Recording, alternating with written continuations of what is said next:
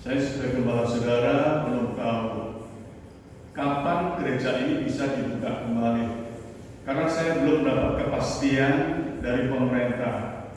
Itulah sebabnya kalau ada khotbah streaming seperti ini, saya harap jemaat bisa respon dengan baik, supaya iman saudara tidak mengalami kelemahan karena keadaan-keadaan yang seperti ini.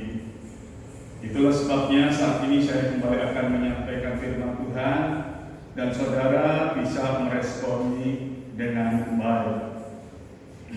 Saya akan bacakan di dalam Injil Yohanes 19 ayat 28 sampai ayat yang ke-30. Sesudah itu, karena Yesus tahu bahwa segala sesuatu telah selesai, berkatalah ia supaya genaplah ada yang tertulis dalam kitab suci, "Aku haus." Di situ ada suatu bekas penuh anggur asam, maka mereka mencucukkan bunga karang yang telah dicelupkan dalam anggur asam pada sebatang hisop, lalu menunjukkannya ke mulut Yesus. Sesudah Yesus meminum anggur asam itu, berkatalah ia, "Sudah selesai." Lalu ia menundukkan kepalanya dan menyerahkan nyawanya. Jemaat yang kasih di dalam Yesus, dunia tidak tahu siapakah yang disalibkan ini. Dia adalah Tuhan Yesus, Allah yang maha tinggi, Allah yang maha suci, Allah yang menciptakan alam semesta beserta seluruh isinya. Itu ditulis di dalam Yohanes 1 ayat 1 sampai ayat yang ketiga. Yesus disalibkan karena menanggung dosa-dosa manusia. Dalam keadaan tubuhnya yang hancur, Yesus berseru, "Aku haus." Yesus menanggung panasnya api neraka. Karena Yesus telah menanggung dosa manusia. Karena upah dosa adalah maut, ya, maka Yesus harus menanggung yang panasnya api neraka. Injil Yohanes 3 ayat yang ke-16. Karena begitu besar kasih Allah akan dunia ini, sehingga ia telah mengaruniakan anaknya yang tunggal, supaya setiap orang yang percaya kepadanya tidak binasa, melainkan beroleh hidup yang kekal. Karena begitu besar kasih Bapa, maka Yesus naik ke salib, ya, untuk menggantikan dosa manusia. Ya. Bapa memberikan anugerahnya atau kasih karunia-Nya kepada manusia supaya manusia diselamatkan dan tidak masuk neraka. Itulah sebabnya Yesus harus menggantikan kematian manusia ini. Kalau kita melihat di dalam Yohanes 1 ayat yang ke-17, sebab hukum Taurat diberikan oleh Musa, tetapi kasih karunia dan kebenaran datang oleh Yesus Kristus. Hukum Taurat itu menuntut manusia harus memiliki kebenaran, sedangkan manusia itu dikuasai oleh dosa. Itulah sebabnya kasih karunia memberikan kebenaran supaya manusia tidak binasa di neraka. Yesus menggantikan kematian manusia ini. Sekali lagi, ini adalah kasih karunia dari sorga, kasih karunia dari Tuhan Yesus sendiri. Kalau kita melihat di dalam Injil Yohanes 19 ayat yang ke-30, sesudah Yesus meminum anggur asam itu, berkatalah ia, "Sudah selesai." Lalu ia menundukkan kepalanya dan menyerahkan nyawanya. Yesus dengan misinya disalib sudah menyelesaikan, ya, penyelamatan manusia. Segala dosa manusia sudah ditebus oleh Tuhan Yesus. Dosa manusia lama sudah dihisap ke salib Yesus, ikut tersalibkan bersama Yesus, dan kebenaran Yesus dicurahkan kepada mereka yang percaya kepada Yesus, supaya mereka memiliki kebenaran dan memiliki hidup yang kekal. Jemaat yang kasih di dalam Yesus, itulah sebabnya di dalam Injil Yohanes 5 ayat yang ke-24, di sini dikatakan, aku berkata kepadamu, sesungguhnya barang siapa mendengar perkataanku dan percaya kepada Dia yang mengutus aku, ia mempunyai hidup yang kekal dan tidak turut dihukum, sebab ia sudah pindah dari dalam maut ke dalam hidup. Ya. Jadi kita melihat Tuhan Yesus itu sudah menyelesaikan misinya di salib, ya. Maka kita melihat di dalam ayat ini bahwa maut itu sudah pindah pada kehidupan kekal, ya. Jadi setiap orang yang percaya pada Tuhan Yesus, dia tidak akan mengalami kebinasaan kekal di neraka, ya. Karena mereka sudah pindah pada kehidupan yang kekal. Setiap orang-orang yang percaya, mereka akan mengalami kehidupan kekal di dalam kerajaan surga. Kita akan melihat 1 Petrus 1 ayat yang ke-3. Terpujilah Allah dan Bapa Tuhan kita Yesus Kristus, yang karena rahmat-Nya yang besar telah melahirkan kita kembali oleh kebangkitan Yesus Kristus dari antara orang mati pada suatu hidup yang penuh pengharapan. Yesus sudah menciptakan manusia baru yang tidak bisa disentuh lagi, ya, oleh maut.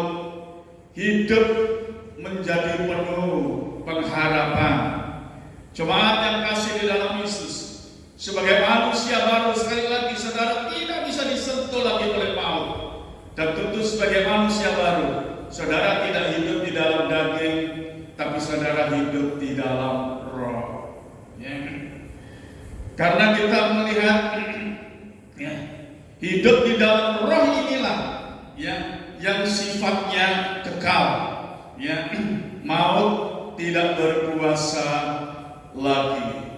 Sekarang kita kembali Injil Yohanes 19 tadi, tapi kita mundur kepada ayat yang ke-29, ya. Di situ ada suatu bekas penuh anggur asam. Mereka mencucukkan bunga karang yang telah dicelupkan dalam anggur asam pada sebatang hisop, lalu menunjukkannya ke mulut Yesus. Di sini Yesus diberi minum, ya, anggur asam. Padahal kalau ditulis dalam bahasa Ibrani itu adalah, ya, air cuka. Cuma yang kasih di dalam Yesus, kita melihat kalau tangan kita ini kena pisau, ya, itu kalau dikasih cuka, wah, tentu kita akan menjerit kesakitan, ya. Betapa ngerinya tubuh Yesus yang hancur luar dan dalam itu, ya, dikasih minum air cuka. Itu sangat mengerikan sekali. Inilah sifat, ya, jahat iblis ini. Dosa iblis begitu jahat, ya, dan itu ditularkan kepada manusia. Maka kita melihat, ya, prajurit-prajurit ini memberikan air cuka, ya, dengan tertawa-tertawa, ya.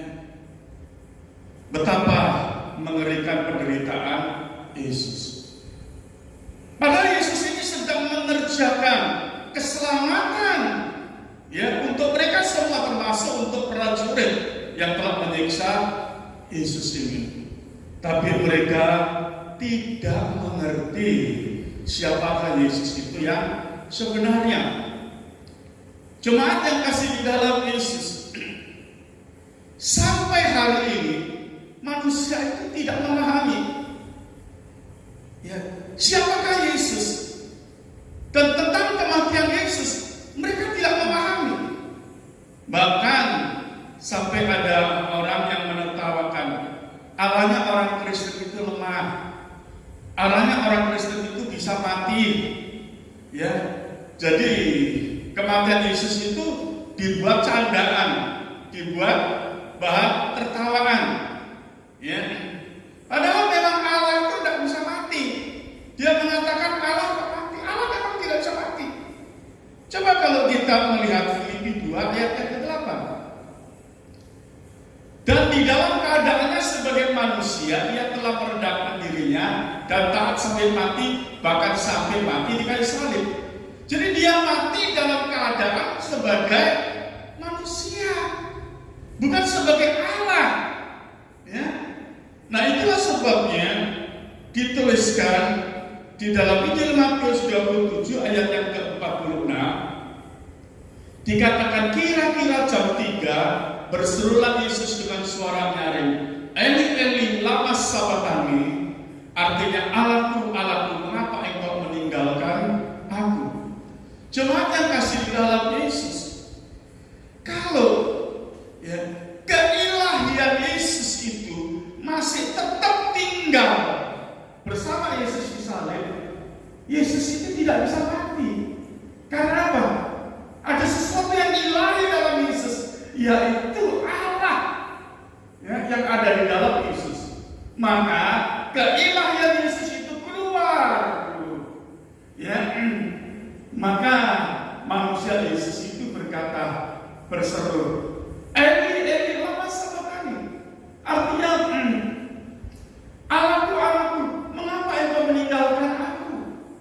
Nah, setelah keilahian Yesus itu keluar, baru Yesus itu mengembuskan nafasnya yang terakhir, baru mati. Jadi memang Allah itu tidak bisa mati, ya. Jadi jemaat harus bisa memahami ini, ya, karena banyak ya yang tidak mengerti Allah kok mati, ya. Jadi Allah itu tidak pernah mati dan memang tidak bisa mati. Yang mati itu adalah manusianya, ya. Tetapi satu perkara yang indah, Tuhan Yesus mengatakan sudah selesai. Ya, jadi misi Yesus menyelamatkan manusia, misi Yesus menebus segala dosa sudah selesai. Jadi manusia yang percaya Yesus itu sudah diselamatkan. Ya. Jadi jemaat yang kasih di dalam Yesus, kalau hari-hari ini keadaan kacau, ya, keadaan virus COVID-19 atau yang disebut corona ini, ya, makin besar korbannya di Indonesia ini.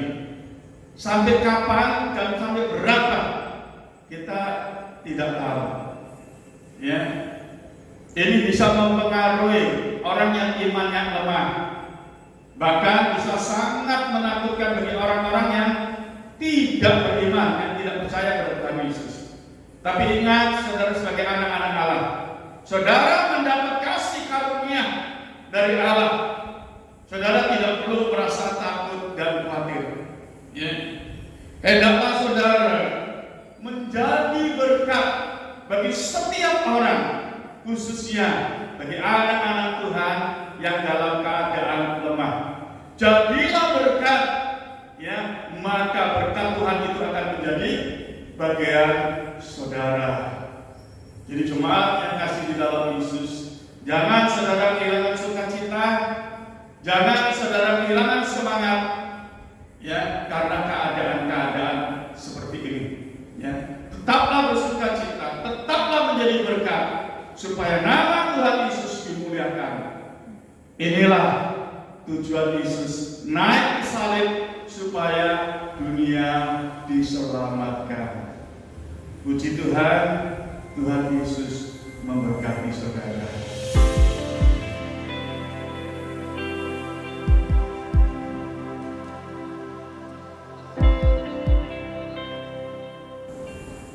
Mari jemaat yang kasih dalam Yesus, kita sama-sama bangkit berdiri.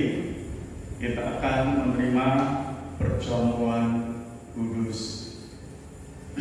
Sebelum itu saya akan berdoa dulu. Bapa yang penuh kasih karunia, oleh kemurahan jemaat telah menerima kebenaran firman-Mu, dan saat ini kami akan menerima persekutuan dengan tubuh darah-Mu, supaya keadaan umat-Mu ini tetap tidak goyah imannya oleh karena keadaan-keadaan yang sulit ini. Persekutuan dengan tubuh darah-Mu akan membuat ada satu kekuatan baru terus-menerus dalam kehidupan kami, khususnya umat-Mu. Tuhan Yesus memberkati kita semua. Mari kita angkat roti ini tinggi-tinggi di hadapan Bapa. Ini adalah tubuh Yesus, tubuh yang sempurna, tubuh yang kudus, yang tersalibkan untuk menggantikan dosa-dosa kita. Dengar firman Tuhan. Bukankah roti yang kita pecah-pecahkan adalah persekutuan dengan tubuh Kristus? Amin.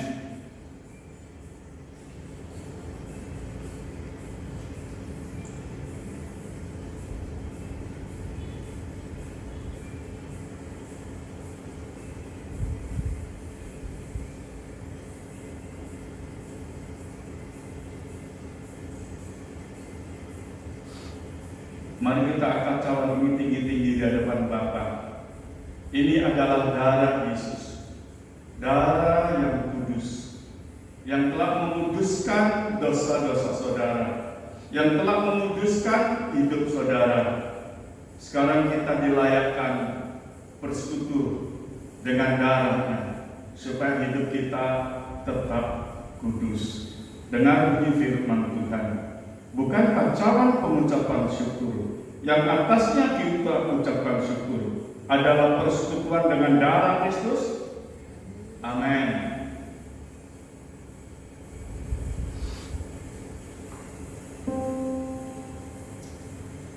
Kami memuji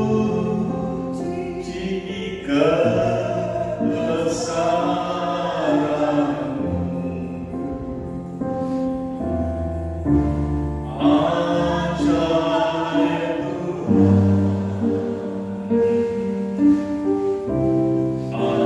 ajaib